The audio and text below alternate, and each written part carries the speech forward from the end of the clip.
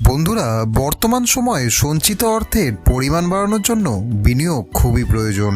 তবে ভুলভাল জায়গায় বিনিয়োগ করলে অর্থ বাড়ার পরিবর্তে লোকসান হতে পারে।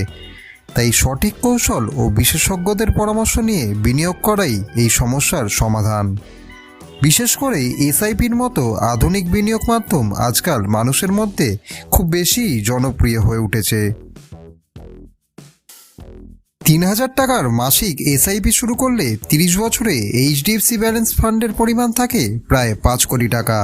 বিনিয়োগকৃত মূলধন এখানে থাকে 10.৮০ লাখ টাকা এবং বার্ষিক গড় রিটার্ন এখানে পাওয়া যায় 18.66% হারে।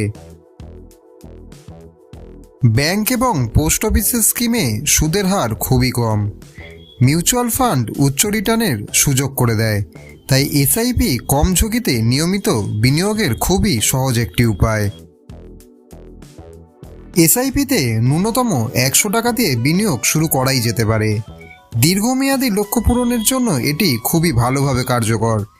3 থেকে 5 বছরের জন্য বিনিয়োগ করলে এখানে ভালো রিটার্নের সম্ভাবনাও থেকে থাকে। রোজকার ফাইন্যান্স রিলেটেড আপডেট পাওয়ার জন্য চ্যানেলটিকে অতি অবশ্যই সাবস্ক্রাইব করে রাখুন।